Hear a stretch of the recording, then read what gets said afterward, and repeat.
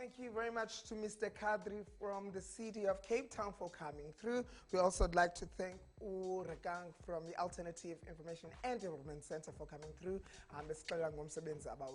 And you at home, thank you so much for choosing us as your source of entertainment, information, as well as education. However, we are not done. We're taking you right through to the hour 5, right here on channel 263 on your DStv. Follow us on Twitter, it's Ekse, _live on Facebook, it's Ekse on Cape Town TV. Call us 021-448-0448. If you are doing anything that is uplifting the community, you can email Leonela at capetowntv.org and she can feature you on our Monday edition of Ekse. If you're a fashion designer, an actor, anything that has to do with e-creative arts, it's babalwa at capetowntv.org. Or you can email lungelwatimla@gmail.com if you have anything to do with the sciences, technology, as well as adventure. Sivile at capetowntv.org if you're doing the whole city and the province proud. If you're an artist that would love to be profiled right here on the show, perform live and get interviewed,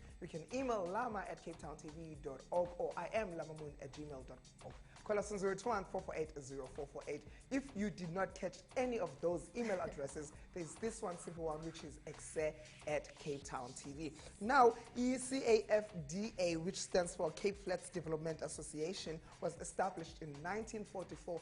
Ungababuza Hotman or Ioleti because badala. Well, it was founded to seek to address many of the problems in our society. In those early days, the organization was known as the Cape Flats Distress Association. It's managed by a professional team including administrative staff, social workers, and community development workers. Together with existential volunteers base, they provide education, training, and social development programs within the community at a training center Yabo, which targets the needs of the community. You can follow them on Facebook, it's CAFDA1, or e-website yabo cafda.co.za, or call them on 021-706-2050. If Oyazba Bangandonina, Jason is here to tell us more about this initiative. Welcome to Ekse, everybody. #Talk Thursday. Hi Jason and welcome. Hi, thank you for having me. So what is the Cape Flats Development Association? The Cape Flats Development Association is an NGO. So our core business at the moment is that of community development. Previously we used to specifically do child protection services.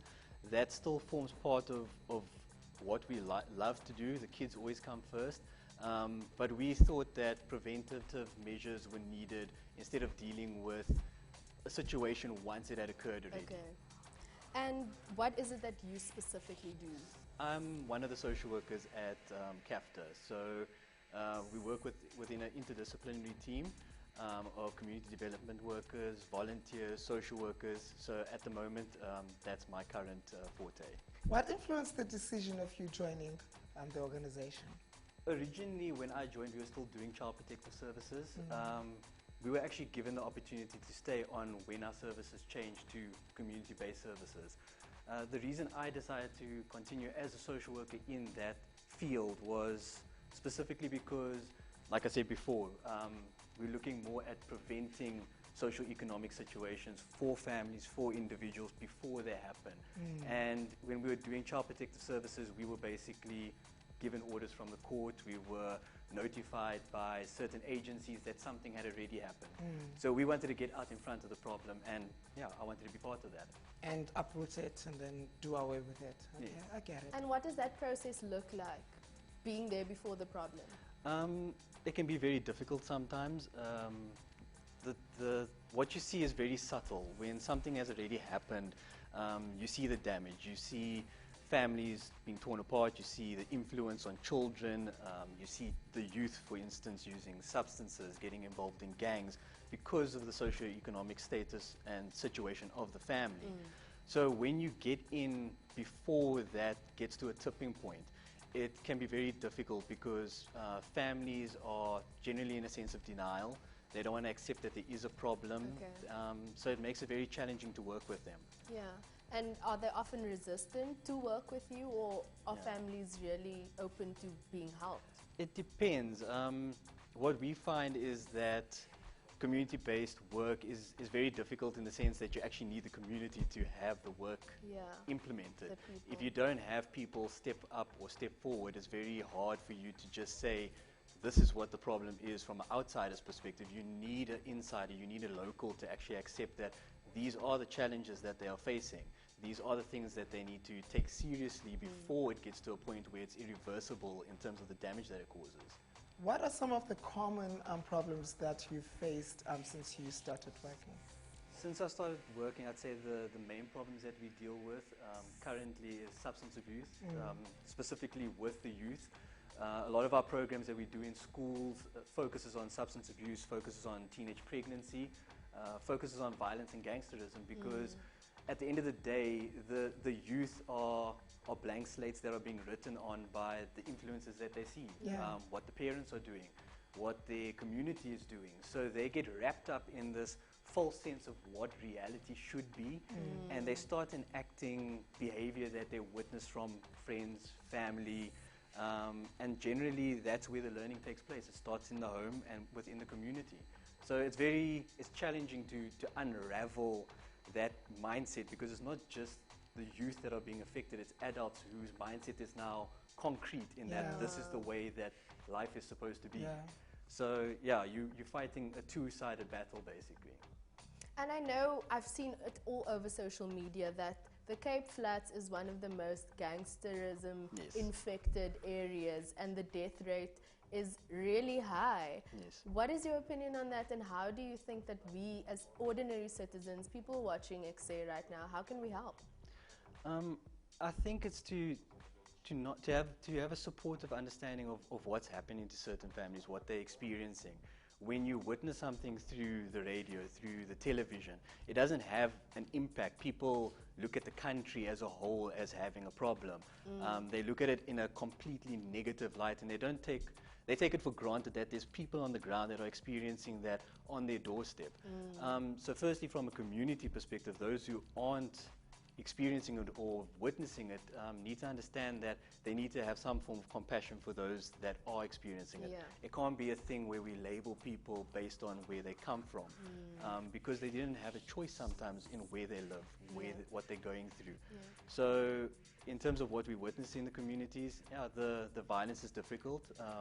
Specifically with our youth, we're seeing children as young as 5, 6 that have gang affiliations. Even with the children that we work with, we had a situation just in the school holiday where the kids were throwing bricks at our gate. A specific group of children that had gang affiliation, had gang connections. And these kids get so hyped up because they think that now these adults that are violent, that stand up to other adults, are a form of support, but it's the wrong kind of support. Jason, what are some of the programs that you guys run that one can find at CAFTA that help to enrich the youth or involve the youth to help them become better people? Okay, so our main program that focuses on the youth is our Junior Resource Center. So it provides a supportive, safe environment for the children. We focus on education, specifically within our community. Our current office is based in Skarpkraal, and we are surrounded by informal settlements in that area. So a lot of the children, even though they go to school, they can't count, they can't read. So providing education to them in a safe environment is one of the main goals that we have at the moment, because sometimes the support network at home doesn't actually provide a conducive environment for them to learn. So you guys have an open door policy, like I can walk in there and say I need your help. We don't have to wait for you to come to us and rescue. No, if we hear about a situation, whether it's within our area of operation or not, we are willing to assist. Sometimes because of jurisdiction of organizations we have to refer, but we don't have any restrictions or limitations in terms of who we deal with or how we can assist them. Cool stuff. And how can someone access you on Facebook, on the internet? How can they get hold of you? Okay, well, on our Facebook page, there's not really a connection through there, but people can actually ask for assistance just by posting. The easiest way to contact us would be through our actual webpage at cafta.co.za, because it has all the information of our programs, it has all our contact information. So in terms of someone that needs to find out whether we actually can assist, firstly, they can read up about us and see if there's a program that actually fits their needs. And is the Cape Flats Development Association associated with other programs or with other associations that also help uplift the community? Yes, so we network with Department of Education, with Department of Social Development, with Child Welfare. A lot of the organizations that we deal with are organizations or institutes that specifically help or work with children. Okay. And that's just because one of our main issues that we have in the informal settlements that we go into is that these children don't go to school. You'll find maybe about 30 to 50% in some areas where there's kids running around from sun up to sundown with no adult supervision. So yeah, organizations that specifically deal with children, they are our main partners and concern at the moment. Okay. Is there anything that stakeholders can do to assist you guys to perhaps do your job even greater and sustain you guys? Yeah. The main issue that we have is in terms of resources. When we speak to stakeholders or role players about resources, sometimes people just think about finance, but it's not the case. We have 3 bookstores, for instance, one in Fishhook, one in Sea Point, one in Claremont, and a this and that store or a second-hand store in Retreat that actually sells second-hand books, second-hand goods to raise funding for us. So even if people have material that they are looking to throw out, we as CAFTA, we're always looking to repurpose if it can't be reused or reuse it to raise funding for ourselves. So yeah, if you don't want to give us money, give us the things that you're throwing in the junk, because to us it's not junk. And volunteer work, and people come and help out and volunteer to help? Well, we have an open door policy with volunteers. We look for volunteers in our shops. Sometimes we don't have enough staff to run certain events. So we do need volunteers, especially on weekends. But even students, with regards to assisting the social workers or the community development workers, it makes a huge difference having that extra help, because our numbers can sometimes fluctuate. For instance, with our youth, where some days we'll see 50 and then another day we'll see 100 kids come in. And that can catch us a little bit off guard, especially if you only have maybe 2 or 3 people that deal with that 100 children. And are children your main focus? Can someone who's older and heavily involved in gangsterism or anything, can they come to you too? Yeah, so the way our programs are designed is that they're multi-purpose. They're for the youth and for adults. So the JRC, or the Junior Resource Center, is our main focus because it's a program that runs on a daily basis from Monday to Friday. Okay. Whereas we do have substance abuse programs, job readiness programs to assist adults with getting back in the job market. Okay. Anti-bullying, behavior management, teenage parenting, all of those things make up what CAFTA does. All right, Thank you you so can much. get hold of them. Thank you. You so much. You understood all of that? No. I won't tough luck. Call them at 021-706-2050 or email them go info@cafta.co.za. And thank you very much for coming through and sharing your Thursday with us. My name is Lama Lee Moon. She is Kim Adonis Blanchet. You can follow us on Twitter at Ekse_live. And tomorrow between 4 and 5, we do this once again because we're leading the way to the most epic weekend. From myself, Jason, and Kim, it's Goeiedag, everybody. Enjoy Nak music with this following music video. Goodbye. Bye.